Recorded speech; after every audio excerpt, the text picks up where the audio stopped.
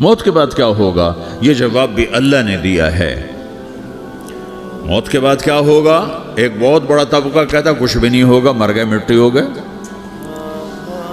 اِنَّا لَمَرْدُودُونَ فِي الْحَافِرَةِ اِذَا كُنَّا عِظَامًا نَخِرَةً، جو کبھی کوئی قبر سے نکل کے آیا کہ پاناما میں قبر پھٹی اور آدمی نکل کے باہر آ گیا؟ کون آیا ہے؟ آج تک کوئی نہیں آیا۔ ہم بھی مر کے واپس نہیں آئیں گے۔ جب ہڈیاں بھی چورا چورا ہو گئیں، بالکل سرما ہو گئیں، اب اس سے کون زندہ کرے گا؟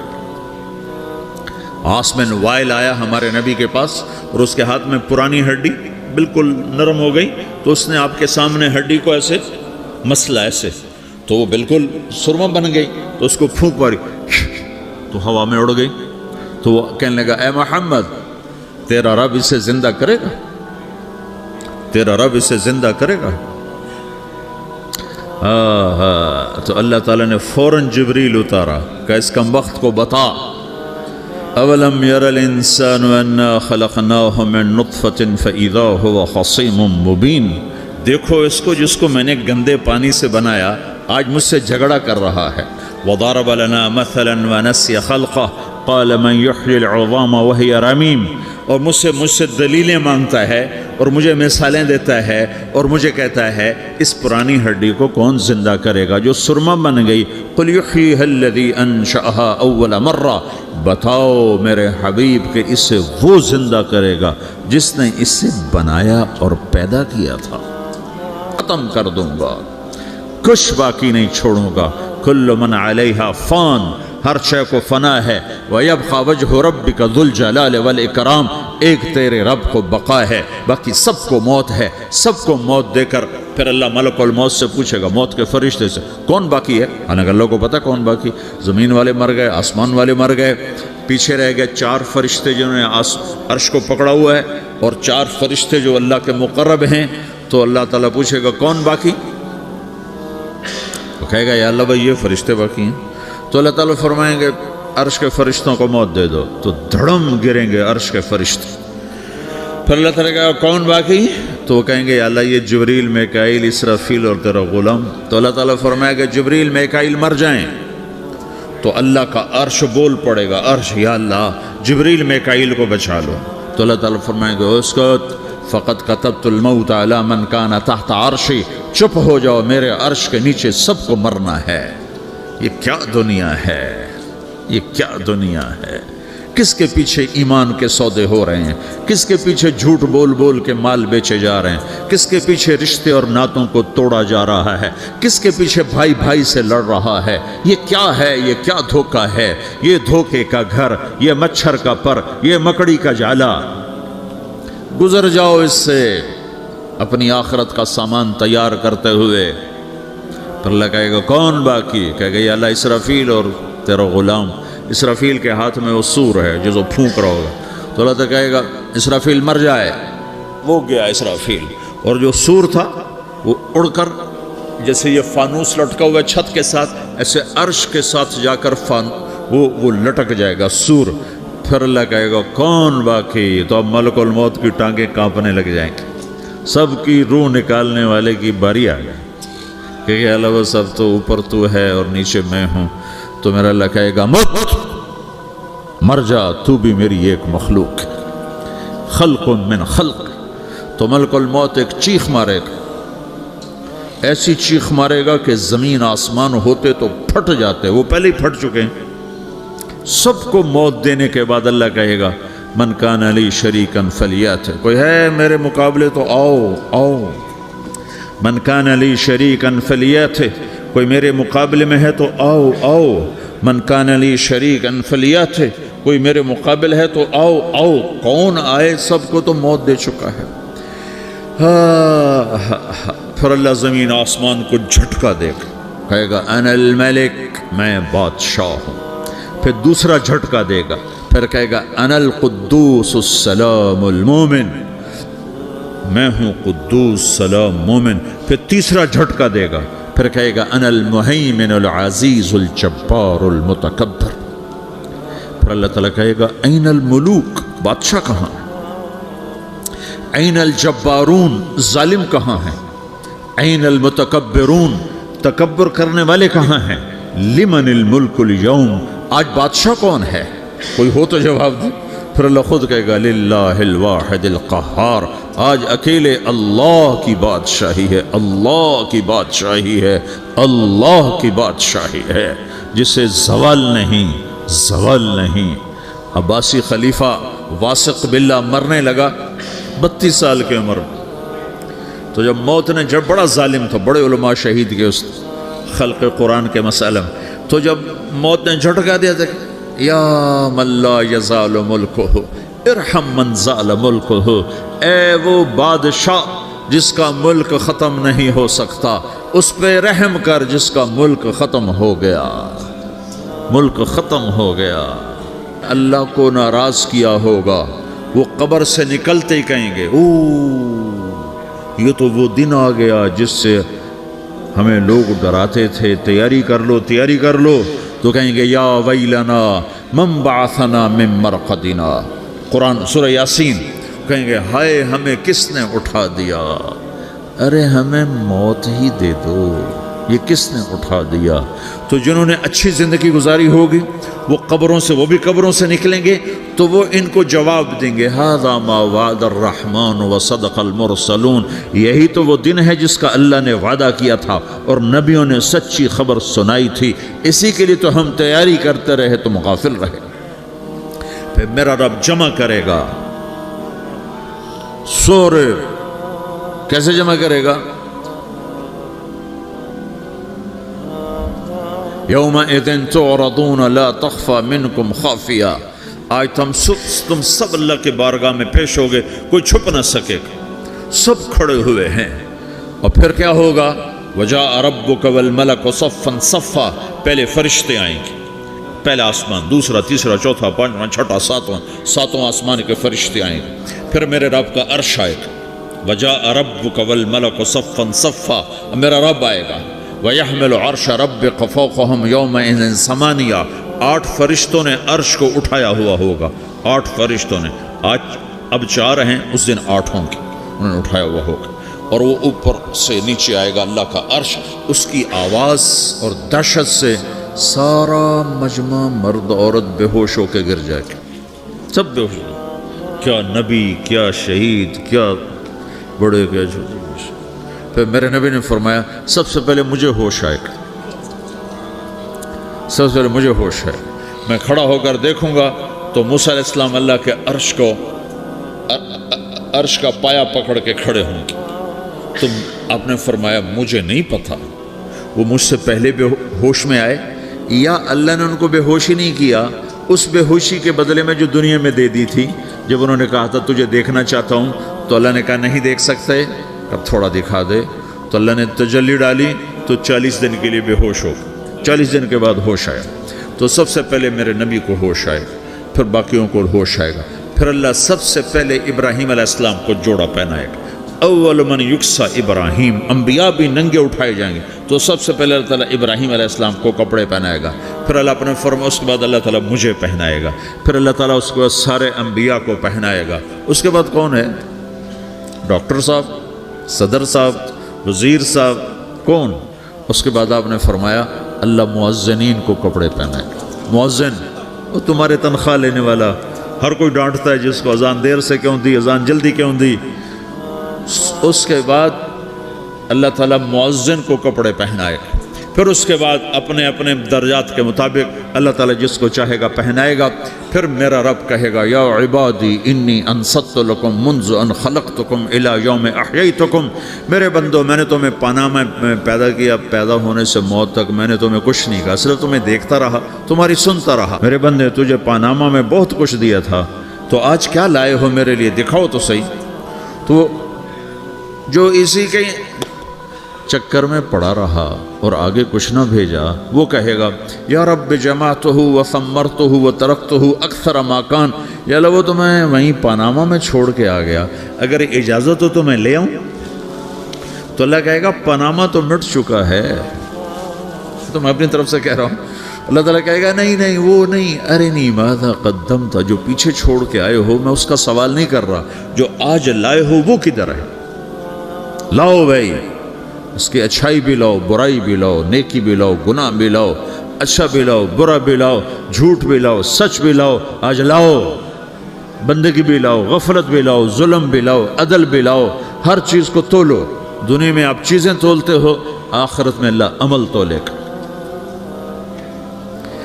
ہائے ہائے، جس کے عمل گھٹ گئے اور گناہ بڑھ گئے تو اللہ اکبر، ایک فرشتہ اعلان کرے گا، ان فلان من فلان قد خفت موازینہ وشقی شقاء لا یسد بعدہ ابدا، فلاں فلاں کا بیٹا، فلاں فلاں کی بیٹی، اس کی نیکیاں گھٹ گئیں، وہ ہار گیا، وہ ہار گئی، اب یہ کبھی کامیاب نہ ہوگا۔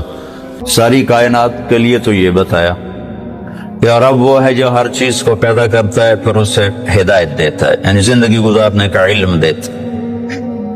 انسان کے بارے میں یہ فرمایا واللہ اخرجکم من بطون امہاتکم لا تعلمون شیئا، اللہ نے تمہیں ماں کے پیٹ سے نکالا، تم کچھ بھی نہیں جانتے تھے، صفر۔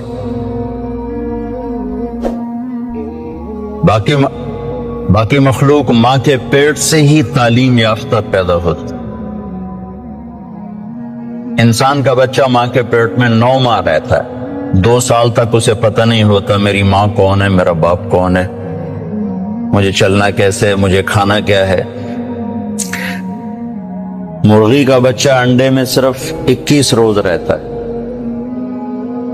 وہ باہر بھی خود آتا ہے، آتے ہی چلنا بھی جانتا ہے، کھانا بھی جانتا ہے، اپنی غذا کو بھی سمجھتا ہے، اپنے مفید اور مضر کو بھی جانتا ہے، اور ماں کو بھی پہچانتا ہے، اور دوست اور دشمن کو بھی جانتا ہے۔ بلی کو دیکھتے ہی واپس آتا ہے، حالانکہ اس نے تو آج ہی بلی کو دیکھا ہے۔ کہاں سے یہ علم آیا ہے کہ یہ دشمن ہے؟ چوہا آج اپنے گھر سے نکلا، بلی دیکھی بھاگ کے واپس، یہ علم کہاں سے آیا؟ آتا کل شیء خلقہ ثم ہدی۔ دوسری بات کہ ساری مخلوق کا علم پرفیکٹ، صحیح علم ہے ان کے پاس، اور وہ اس علم کے خلاف کرتے ہی نہیں۔ صرف جاندار نہیں، بے جان آم کبھی بھول کے کریلا نہیں اگائے گا، آم پہ آم ہی آئے گا، سیب پر سیب ہی آئے گا، ناشپاتی نہیں آ سکتی۔ وہ اپنے علم کے خلاف بھی نہیں کرتے، اور ان میں غلط علم فیڈ بھی نہیں ہوتا، صحیح علم اندر جاتا ہے، غلط جاتا ہی نہیں، چونکہ وہ پہلے سے لے کر آتے ہیں۔ اب بکری کے سامنے پلاؤ پکا کے رکھو، کہے گی میرا تو پرہیز ہے، میں تو نہیں کھا سکتا، ڈنڈے مار کے اسے مار دو نہیں کھائے گی، گھاس رکھو سوکھا بھی تو شروع ہو جائے گی، اور شیر کے آگے زعفران کا تازہ گھاس رکھو، کہے گا مولانا صاحب پرہیز ہے میرا۔ گوشت رکھو تو کھائے گا۔ ایک تو صحیح علم جانتے ہیں، ایک اپنے علم کے خلاف کرتے نہیں۔ انسان جاہل پیدا ہوتا ہے، لا تعلمون شیئا، پھر یہ علم لیتا ہے، اور عجب بات ہے صحیح جان کر بھی غلط کرتا ہے، جانور غلط کرتا ہی نہیں۔ اب شوگر والے کے سامنے مٹھائی رکھو، ویکھو کھاوے نہ تو میں نپ لوے، بہت بڑے ناشکرے ہو، وکان الانسان قتورا، بہت بڑے بخیل۔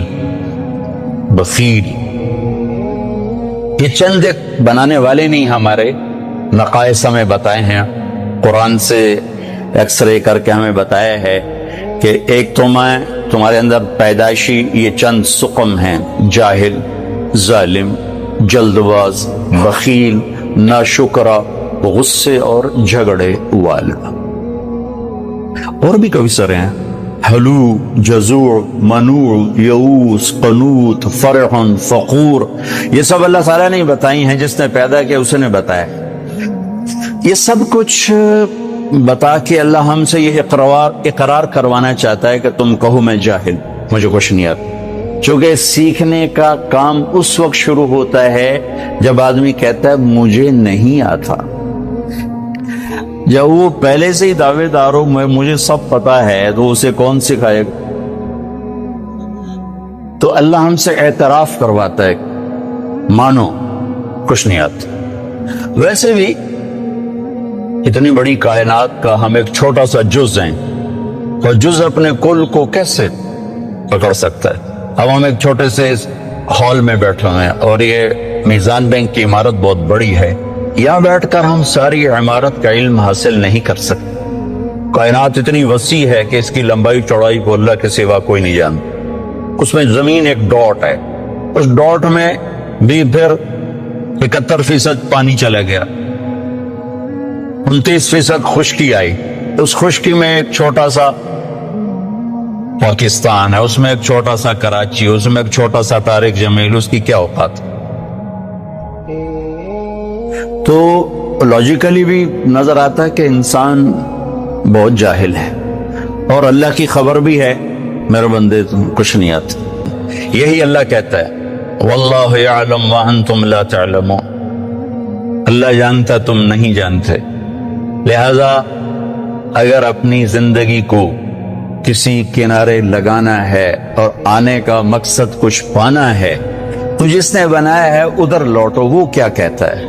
کیونکہ میں نے تو درخواست نہیں پیش کی تھی کہ میں دنیا میں آ جاؤں، اور نہ اب میں چاہتا ہوں کہ میں مر جاؤں، لیکن آنا بھی میری مجبوری بن گیا اور جانا بھی میری مجبوری ہے، جانا ہے.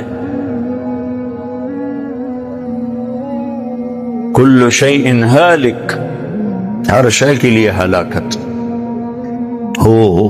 کیا دن ہوگا جب ملک الموت بھی پسینے پسینے ہوگا.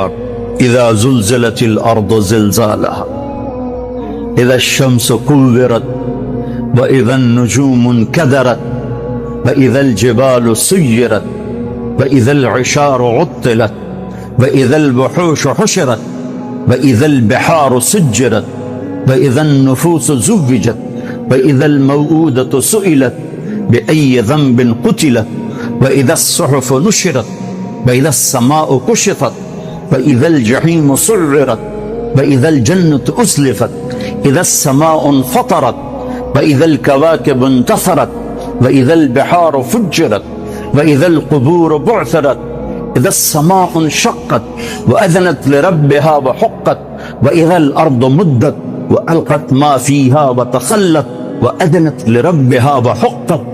دنیا میں کوئی باقی رہتا اور موت سے بری ہوتا تو اللہ کا حبیب ہوتا.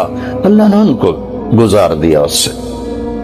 ہاں اختیار دیا، عش ما شئت. میرے محبوب کتنی عمر چاہیے؟ جتنی چاہیے آپ لے لیں، لیکن انک میت، موت ضروری ہے. اس سے صرف آپ کا رب پاک ہے، باقی سب کو اس سے گزرنا ہے. جبریل میکائیل مر جائیں گے، پھر اللہ کہے گا کون باقی ہے؟ اسرائیل کی بھی ٹانگیں کانپ رہی ہیں آج. وہ کہے گے اللہ اسرافیل باقی اور میں باقی. تو لگائیں گے فلیمت اسرافیل، اسرافیل مر جائے تو وہ گرے گا اور سور جو پکڑا ہوا تھا وہ اس کے ہاتھوں سے نکل کر عرش کے ساتھ جا کیسے لٹک جائے. پھر اللہ پوچھے گا کون باقی ہے؟ ملک الموت کو پتہ لگ گیا کہ میری بھی آ گئی باری. تو ایسے کام کہ اللہ بس اب تو میں ہی باقی. تو اللہ تعالیٰ فرمائیں گے مت فإنک خلق من خلق، تو بھی مر جا، تو بھی میری ایک مخلوق. سب کو ختم. پھر ساری کائنات موت کی وادیوں میں دھکیل کر اللہ تعالیٰ کہے گا من کان لی شریکا فلیات، کوئی میرا شریک ہے تو آؤ. پھر دوبارہ کہے گا من کان لی شریکا فلیات، کوئی میرا شریک ہے تو آؤ. پھر تیسری دفعہ فرمائے گا من کان لی شریکا فلیات، کوئی ہے آؤ. پھر زمین آسمان کو اللہ جھٹکا دے، پھر کہے گا انا الملک، میں بادشاہ. پھر دوسرا جھٹکا دے گا، کہے گا انا القدوس السلام المومن، میں ہوں قدوس السلام مومن. پھر تیسرا جھٹکا دے گا، پھر کہے گا انا المہیمن العزیز الجبار المتکبر. پھر اللہ تعالیٰ کہے گا این الملوک، بادشاہ کدھر ہیں؟